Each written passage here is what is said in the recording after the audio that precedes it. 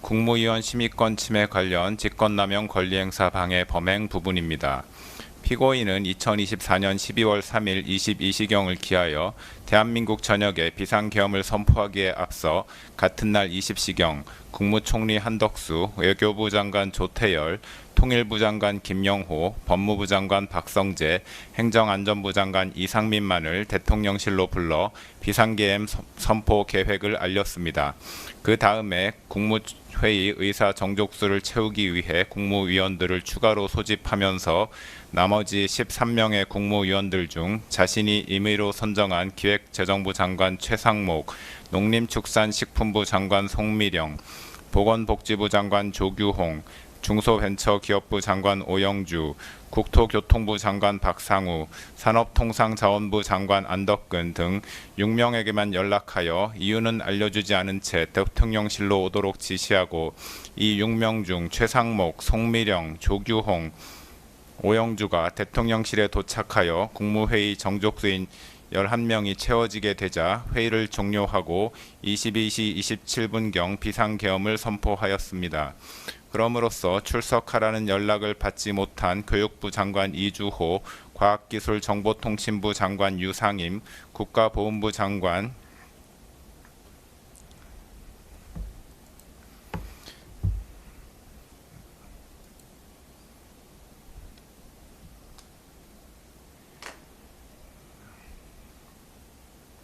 강정애, 문화체육관광부 장관 유인촌, 환경부 장관 김완섭, 고용노동부 장관 김문수, 해양수산부 장관 강도형 등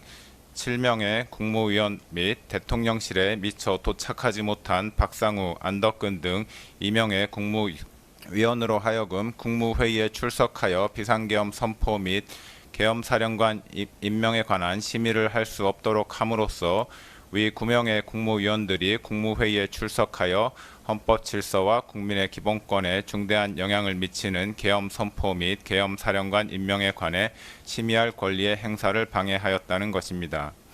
비상계엄 선포 문서 사후 작출 관련 허위 공문서 작성 및 행사 범행 부분입니다. 2024년 12월 3일 비상계엄 선포를 위해 국무위원 등이 모인 자리에서는 피고인이 국방부 장관 김용현으로부터 비상계엄의 선포를 보고받는 과정에서 국무총리 한덕수를 거치지 아니하였을 뿐만 아니라 피고인의 일방적 비상계엄 선포 후 대통령실 직원이 국무위원들에게 비상계엄 관련 문서에 서명을 요구하였지만 국무위원들이 서명을 거부하여 헌법상 대통령의 국법상 행위에 대한 문서주의 및 부서 제도가 기능하지 못하였습니다.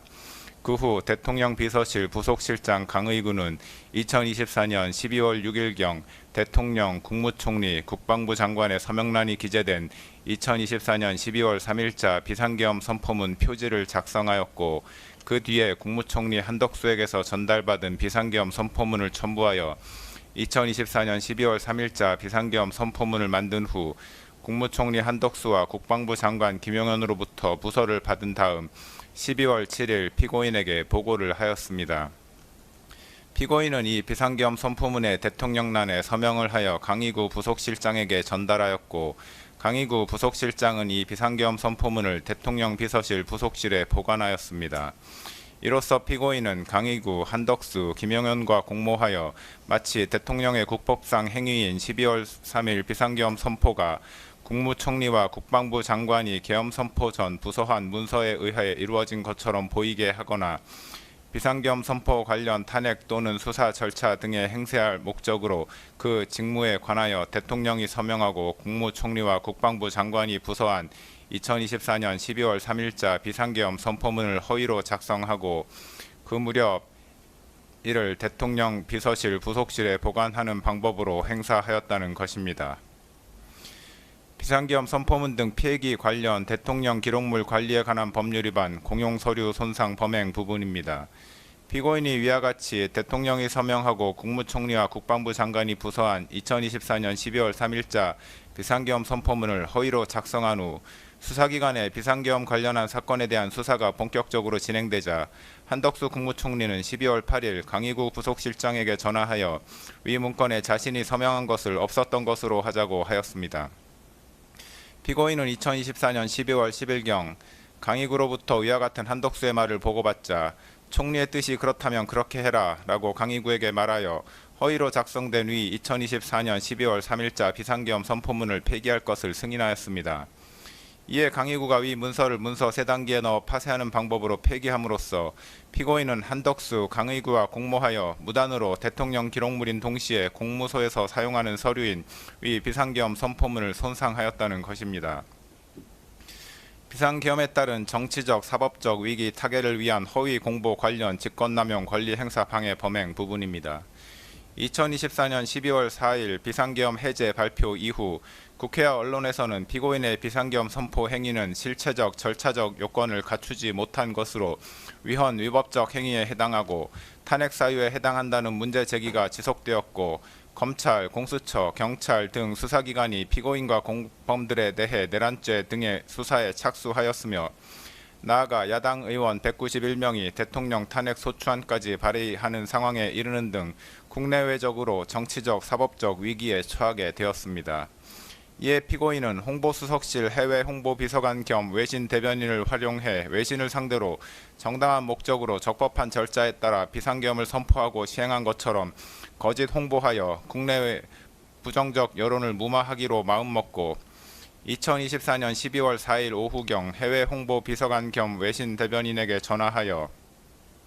국회의원 과반수의 비상계엄 해제 요구 요건을 알고 있었지만 의원들의 국회 출입을 통제하지 않았다. 국회가 동의 여부를 판단할 수 있도록 국회의원의 본회의장 진입을 막지 않았다.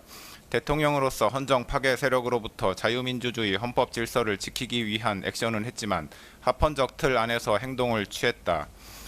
현재 국정마비 상황을 일단 타개하고 질서를 회복하기 위한 것이 목표였다.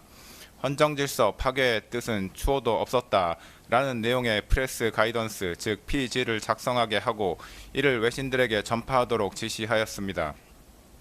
그러나 피고인이 지시한 PG의 내용은 허위의 사실이므로 외신 대변인에게는 피고인의 지시를 따를 의무가 없었는데도 피고인은 대통령실에 대한 지휘 감독 권한을 남용하여 외신 대변인으로 하여금 피고인이 알려준 허위의 사실을 PG로 작성하게 한 후 이를 외신 기자들에게 전달하게 하였고 외교부 부대변인에게도 위 PG를 보내주어 외신 기자들에게 전달하게 하였습니다. 이로써 피고인은 대통령 비서실의 업무를 총괄하고 소속 공무원을 지휘 감독하는 권한을 남용하여 외신 대변인으로 하여금 의무 없는 일을 하게 하였다는 것입니다. 내란 수사 대비 관련 대통령 등의 경호에 관한 법률 위반 교사 범행 부분입니다. 2024년 12월 4일 비상계엄 해제 이후 검찰, 공수처, 경찰 등 수사기관이 내란 등 혐의와 관련하여 피고인과 국군 방첩사령관 여인형, 수도방위사령관 이진우, 육군 특수전사령관 각종근 등에 대한 수사에 착수하였다는 사실이 대대적으로 언론에 보도되었습니다. 그러자 피고인은 2024년 12월 7일 군 사령관들에게 지급한 비화폰을 관리하는 경호처 차장 김성훈에게 전화하여 경호처의 비화폰 관리 담당자로 하여금 여인형, 이진우, 곽종근이 사용하는 비화폰 단말기의 통화 기록 등 정보를 수사기관이 볼 수 없도록 조치하게 하라고 지시하였습니다. 피고인으로부터 지시를 받은 김성훈은 같은 날 경호처에서 김모 지원본부장에게 전화하여 여인형, 이진우, 곽종근이 사용하는 비화폰 단말기의 통화 기록 등 정보를 수사기관이 볼 수 없게 조치하라고 지시하였습니다. 이로써 여인형 등이 사용하는 비화폰 단말기의 통화 기록 등 정보를 수사기관이 볼 수 없도록 하기 위하여 경호처 차장 김성훈으로 하여금 지원본부장을 상대로 직권을 남용하도록 교사하였다는 것입니다. 2024년 12월 30일자 체포 및 수색영장 등 재판 집행 관련 특수공무집행 방해, 직권남용 권리행사 방해 및 범인 도피 교사 범행 부분입니다. 2024년 12월 4일 비상계엄이 해제된 후 검찰, 공수처, 경찰에서는 내란 혐의와 관련하여 피고인 및 공범자들에 대한 수사에 착수하였습니다. 공수처는 2024년 12월 16일경부터 2024년 12월 26일경까지 피고인에게 출석 요구서를 3회 발송하였으나 피고인은 출석 요구에 응하지 아니하였고 결국 법원은 2024년 12월 30일경 피고인에 대한 체포영장과 수색영장을 발부하였습니다. 법원이 발부한 영장을 집행하기 위해 공수처는 2025년 1월 3일경 체포영장의 집행을 시도하였는데 피고인은 대통령 경호처장 박종준과 차장 김성훈 등에게 체포영장은 불법이므로 이에 응할 수 없다고 하면서 체포영장 등의 집행을 저지하라고 지시하였고, 피고인으로부터 지시를 받은 경호처장 박종준과 차장 김성훈은 대통령 경호처 간부회의 등을 통해 대통령의 방침이라면서 이광우 경호본부장 등에게 피고인의 지시사항을 전달하고 군, 경, 병력동원 계획, 차벽 설치 계획 등을 수립하여 영장 집행을 물리적으로 저지하기로 모의하였습니다. 2025년 1월 3일 영장 집행이 개시되자 박종준, 김성훈 등은 대통령 경호처에 배속된 제55 경비단과 제33 군사경찰경호대에 연락하여 병력 지원을 요청하고 대통령 경호처 소속 공무원 등을 동원하여 공관촌 일정문에서부터 대통령 관저 앞에 이르기까지 대형 버스 등을 차벽으로 설치하여 삼중의 저지선을 구축하고 차벽 주변에 대통령 경호처 소속 공무원 등으로 하여금 인간 스크럼을 짜게 하는 등의 방법으로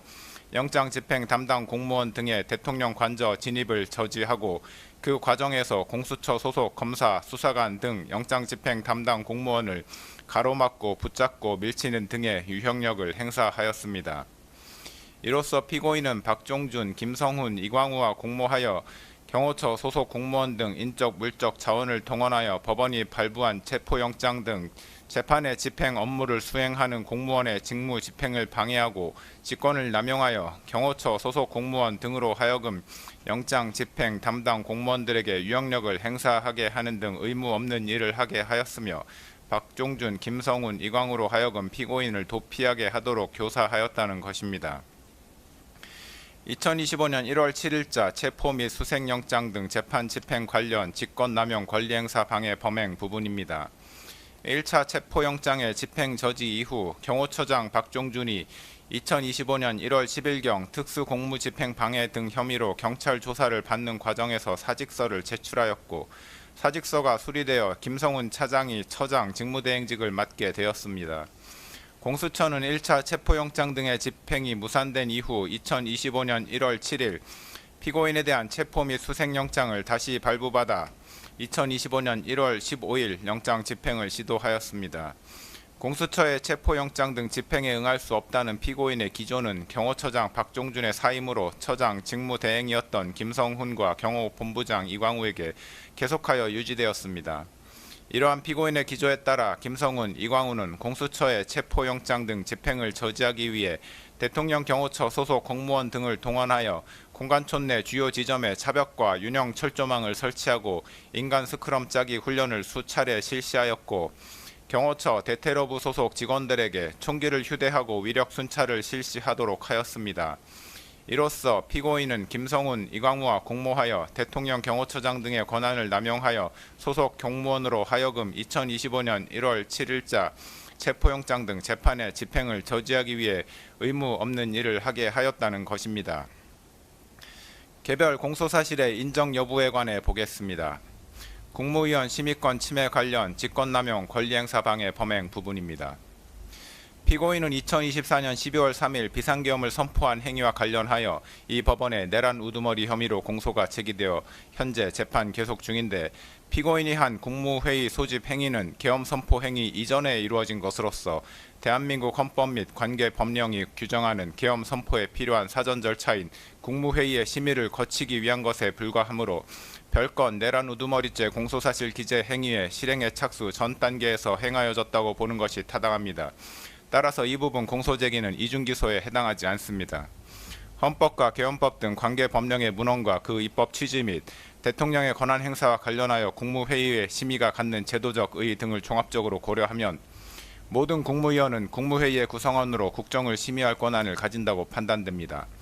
따라서 대통령이 국무회의를 소집하는 경우 국무위원 전원에게 소집 통지를 하여야 하고, 일부 국무위원에게 소집 통지가 결여된 경우에는 해당 국무위원의 심의권이 침해되었다고 보아야 합니다. 피고인은 자신이 임의로 특정한 일부 국무위원들에게만 국무회의 소집 통지를 하였으므로 통지를 받지 못한 교육부 장관, 과학기술정보통신부 장관, 국가보훈부 장관, 문화체육관광부 장관, 환경부 장관, 고용노동부 장관, 해양수산부 장관 이상 7명의 국무위원들의 심의권을 침해하는 행위를 하였다고 판단됩니다. 피고인은 비상계엄의 밀행성과 신속성의 요청에 기인하여 국무위원들 전체에 대한 소집 통제를 하지 못한 것이므로 통상의 국무회의와 달리 계엄 선포와 관련하여 일부 국무위원에게 소집 통제를 하지 못한 것에는 정당한 사유가 있다고 주장하나 헌법과 관계 법령상 긴급한 경우에 그와 같이 소집 통제를 하지 않아도 무방하다는 취지의 예외 규정은 없습니다. 피고인이 주장하는 계엄 선포 사유, 즉 당시 야당이었던 더불어민주당의 다수의 고위공직자에 대한 탄핵 시도 내지 탄핵 소추안의 발의, 국가정보원의 선거관리위원회 시스템 점검 결과 등에 의하여 드러난 부정선거 의혹 해소, 국회의 2025년도 예산안 삭감에 따른 안보 공백 상황 초래 등을 고려하여 보더라도 피고인이 비상계엄 선포 이전에 국무위원 전원에 대한 소집 통제를 하지 못한 것을 정당화할 수 있을 정도로 긴급한 상황 하에 있었다고는 보기 어렵습니다. 피고인이 소집 통제를 한 국무위원과 그렇지 아니한 국무위원 사이에 계엄 선포의 보안 유지 필요성과 관련하여 의미 있는 합리적 차이가 존재한다고도 볼 수 없습니다. 피고인은 계엄 선포 당시 국회 통제 등 물리적 조치를 수반하지 아니한 채 단지 국민들에게 국가 안보 위기 상황, 야당에 의한 국정와비 상황 등의 현황 및 심각성을 알리기 위한 목적에 이른바 메시지 계엄을 선포하려고 한 것이었다고도 주장하는데, 피고인의 위와 같은 주장에 따르더라도 국무위원 전원에게 소집 통제를 하지 못할 정도로 긴급성과 밀행성이 요구되는 상황이 존재하였다고 보기 어렵습니다. 오히려 비상계엄과 같은 국가 긴급권을 행사할 경우 국가의 각 분야에 있어 비상 상황을 초래할 수 있고 다양한 분야에서 국민의 기본권을 침해할 소지가 있으므로 국가 긴급권 행사의 오남용에 따른 피해를 미연에 방지하기 위해 국정 각 분야의 보좌 및 심의를 담당하고 있는 국무위원 모두에게 국무회의의 소집을 통지할 필요성은 더욱 크다고 할 것입니다. 결국 피고인이 교육부 장관, 과학기술정보통신부 장관 등 7명의 국무위원들에 대한 국무회의 소집 통지를 하지 않아 해당 국무위원들이 국무회의에 참석하지 못하도록 한 행위는 직권을 남용하여 위 각 국무위원의 심의권을 침해한 행위에 해당하고, 이에 관한 피고인의 고의 역시 인정된다고 할 것이므로 이 부분 직권 남용 권리 행사 방해죄는 유죄로 인정됩니다. 다만 피고인이 이와 같이 국무위원 7명에 대하여 국무회의 소집 통지를 하지 않았던 것과 달리 기획부 재정부 장관, 농림축산식품부 장관, 보건복지부 장관, 중소벤처기업부 장관, 국토교통부 장관, 산업통상자원부 장관 이상 6명의 국무위원에게는 대통령실로 오도록 연락함으로써 소집 통지를 하였는데, 그중 대통령실에 늦게 도착한 국토교통부 장관과 산업통상자원부 장관은 국무회의에 참석하지 못하였습니다. 그런데 정부조직법, 국무회의 규정 등 관계 변명에 의하더라도 국무회의 소집 통지에 관하여 그 통지의 구체적인 내용이나 방식 등을 제한하는 규정은 찾아볼 수 없고, 소집 통지를 한 국무위원 전원이 국무회의에 실제로 참석할 때까지 국무회의를 개최할 수 없다는 규정 역시 존재하지 않습니다. 따라서 대통령인 피고인이 국무회의의 안건인 비상계엄의 선포가 가지는 긴급성과 보안성을 고려하여 국무위원들에게 국무회의 개최 여부나 안건에 관한 언급 없이 단지 대통령실로 오도록 하는 방식으로 소집 통지를 하였다거나, 소집 통지를 한 국무위원들이 모두 도착하기도 전에 의사정족수에 해당하는 국무위원들이 출석한 즉시 국무회의를 개최하였다고 하더라도 미처 출석하지 못한 국무위원들에 대하여 그 심의권을 침해할 고의가 있었다거나 국무회의의 소집 및 개최와 관련하여 관계 변명을 위반하였다고 단정하기 어렵습니다. 그렇다면 이 부분 공소사실 중 국토교통부 장관과 산업통상자원부 장관의 2명에 대한 공소사실은 범죄 증명이 없는 경우에 해당하여 무죄라고 할 것입니다. 다만 이 무죄 부분 공소사실은 그와 상상적 형하 관계에 있는 교육부 장관, 과학기술부, 정보통신부 장관 등 7명의 국무위원에 대한 심의권 침해 관련 각 직권남용 권리 행사 방해죄를 유죄로 인정하는 이상 따로 주문해서 무죄를 선고할 것은 아닙니다.